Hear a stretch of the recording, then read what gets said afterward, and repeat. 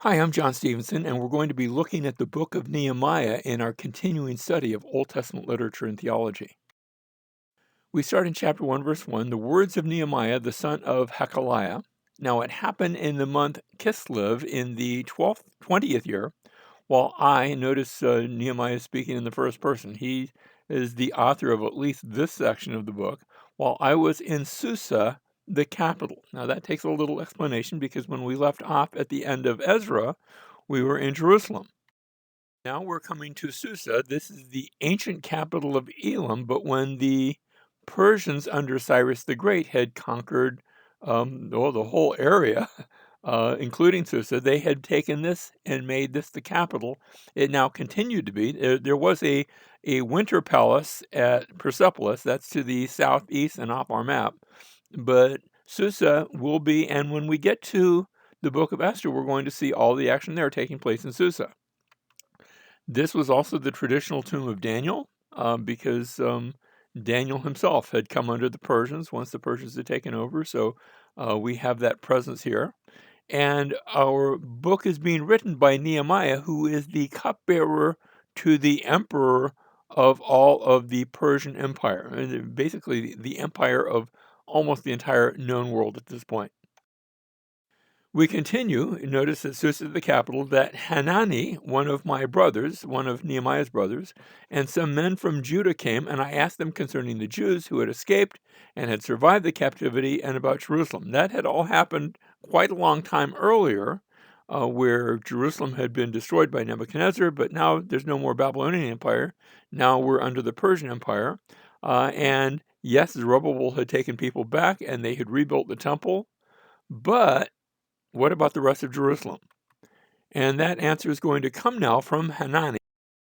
Verse 3, they said to me, the remnant there in the province who survived the captivity are in great distress and reproach, and the wall of Jerusalem is broken down, and its gates are burned with fire. Now, a city without gates or a city without walls is a little bit like having a house without a front door or a back door or windows. That not much. That would be one thing if it was under construction, but for a house to be people living in it, something's wrong with that. Now, I live in South Florida, and maybe you live in a place where you don't need a front door or windows or things like that. But but let me say, you do in South Florida, both for your comfort and if you want anything left in your house when you've been away, come back, is liable to be cleaned out.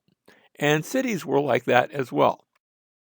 Verse 4, when I heard these words, he hears of the situation in Jerusalem. I sat down and wept and mourned for days, and I was fasting and praying before the God of heaven. So he turns to the Lord and notice, weeping, fasting, praying. The problem with this, nothing wrong with weeping, fasting, and praying, but he has a job which requires him not to be weeping, fasting, and praying, but which requires his service to the emperor of the entire Persian Empire. And he's supposed to be putting on a happy face. and yet he's not. And the emperor sees his face and asks him about it.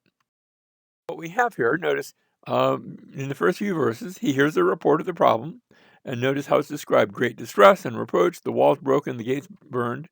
He mourns for days, weeping, fasting, praying, and now he requests from the king to go to Jerusalem. The king actually asks, what's the problem?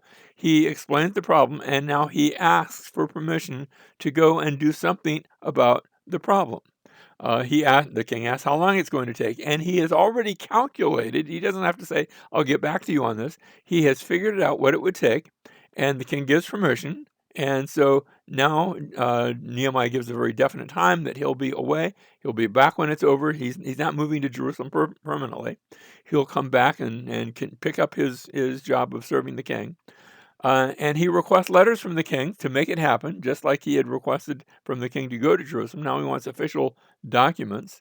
Next, we see that he goes to Jerusalem and he gets there and he remains there 3 days without really telling anybody why he's there. Now, he knows, the king knows, but he's keeping it a secret. Well, it's not super secret, but he hasn't revealed it yet.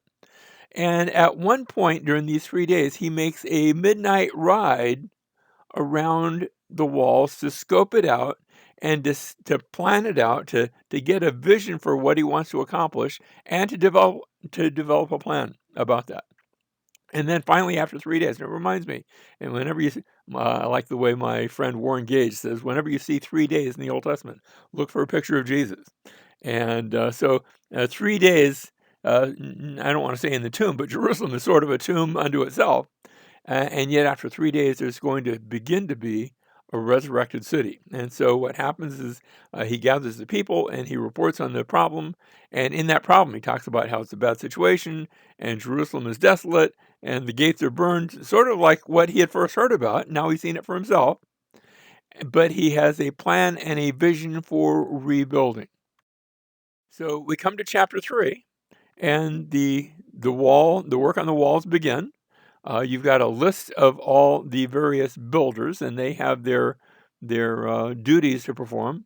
Verbal opposition comes up in chapter 4, where there are those that are ridiculing, and Nehemiah prays. And when he prays, we don't just read, and he prayed, we actually read what the prayer is. In fact, Nehemiah reads like a prayer journal / diary, where it sounds like he's writing it as he is living it. And so he writes this section and then he pauses and he prays, and he doesn't say, I prayed back then. He says, no, I'm praying right now. Lord, do something about this. And so he prays there in chapter 4. Next, we find out that there is a plot to kill some of the workers, to attack and kill and get them to stop this rebuilding. Again, he prays. There is an outcry about the mistreatment of the poor, not from the outside, but from those that are doing the work, from those that are there. So the poor people, as they have stopped their farms, as they've stopped their own work to come and work on the walls, meanwhile, the rich people are using the opportunity to foreclose on the poor people. It's really nasty, sort of a nasty problem. There's not a lot of solidarity between the people of Jerusalem. And so Nehemiah calls them on the carpet for that. He says, what are you doing? You're benefiting from the work that these people are doing, and you ought to be doing it too. Well, what's with that? And so he speaks to them. There's a plot now to kill Nehemiah, and again, there's a prayer. He doesn't get killed. Let me just take away the suspense. There is again verbal opposition, and this time it is not ridicule. This time it's in the form of intimidation. We're going to try to get you, and we're going to bring you down, and nasty things that are taking place. And again, Nehemiah prays. And notice this last section is in chapter 6. And finally, at the end of chapter 6, the walls are completed, and we have a list not of the builders, but of those who opposed the work, those who opposed Nehemiah. So you've got can I call it the nice list in chapter 3, the naughty list at the end of chapter 6. But after chapter 6, the wall is completed, but the book isn't finished yet. We're only halfway through the book. So notice we had chapter 1 and 2, where Nehemiah talks first to God and then to the king. We had chapter 2, verse 11 through chapter 6. That's the work, where the plan is set and he reveals the plan, and then they carry out the plan. And you get to the end of chapter 6 and the work is done. So work is completed, the wall is rebuilt, but we still have half the book to go. And so as we come to chapter 7, we see a numbering of the people. Chapters 8 through 12, there is a covenant renewal. You would think that they had kept all the covenant and nothing had to be renewed. You think about this, when something has to be renewed, that means that you really haven't been doing it very well, or else you'd keep it new all the time. So covenant renewal is needed, and then there's going to be some further reforms in chapter 13. So what we have, the first half of the book is about the work of rebuilding. The second half is about the worship that takes place within the city and the temple. The first half of the book was rebuilding the wall. Now is reviving the people. Reminds me of a church I used to attend back when I was a kid. I'm not going to give any names, but they would have a revival service, sort of a week of revival meetings every year. And I used to think about that. If you have a revival meeting, that means maybe you have been sort of dead throughout the year and you need to revive somebody. I always thought, wouldn't it be better if we just stayed spiritually alive all the time instead of needing to be revived? And I think that's the idea here too.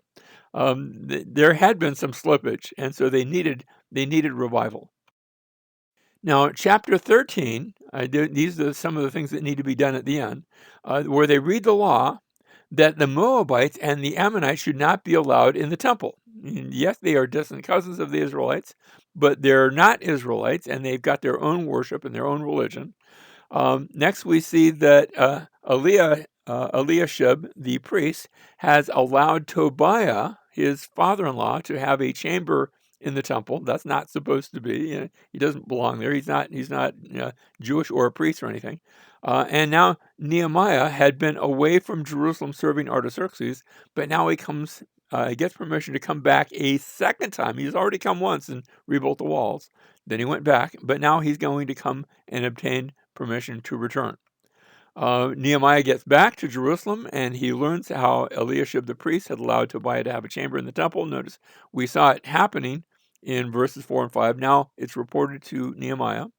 And Nehemiah responds by throwing all of Tobiah's possessions out of the temple. We're going to stop that.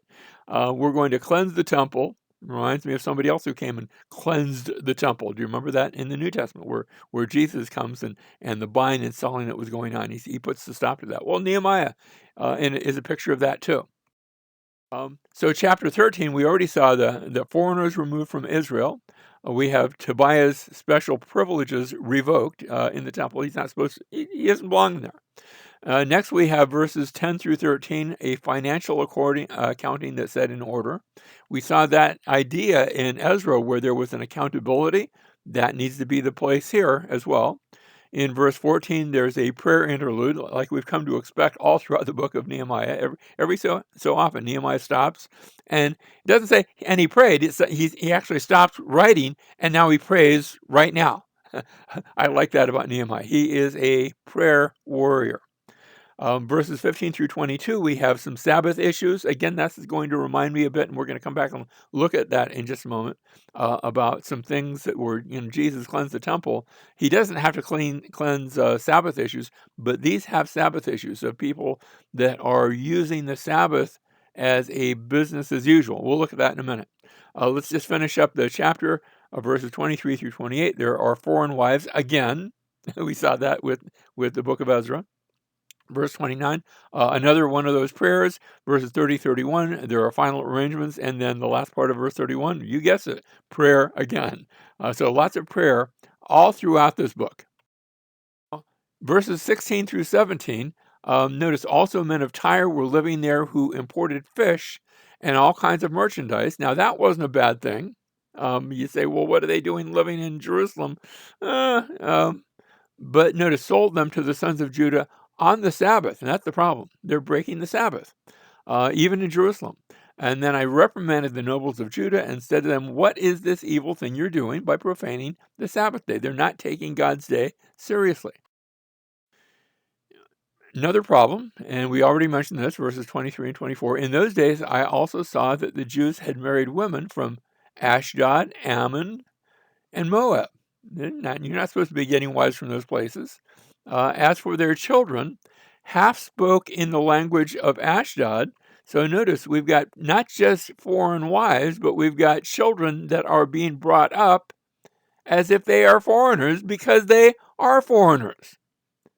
So the children, half of them are speaking the language of Ashdod, and none of them was able to speak in the language of Judah, but the language of his own people. So they're speaking other languages, but they're not speaking the language of God's people. And if they can't speak the language of God's people, that means they're not hearing the word of God because it had not yet been translated into these other languages.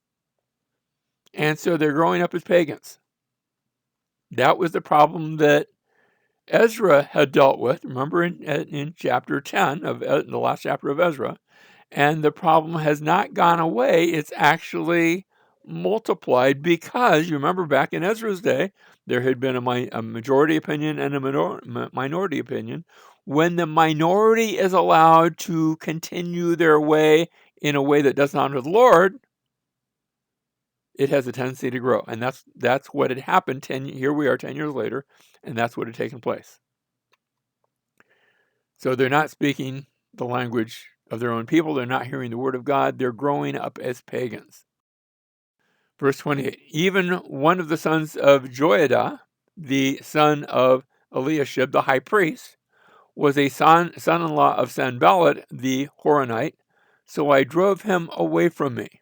And so there's just nasty things happening, family things, family connections that should not be there. And Sanballat the Horonite, he's somebody that had been against the people of God.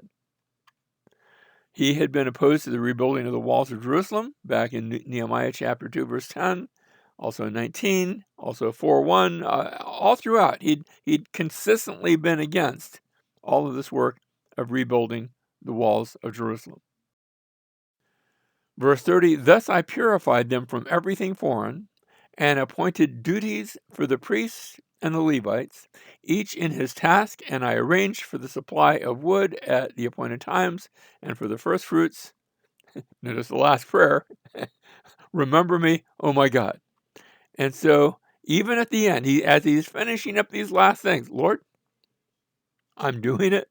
Lord, remember me, oh my God, for good. And thus ends the book.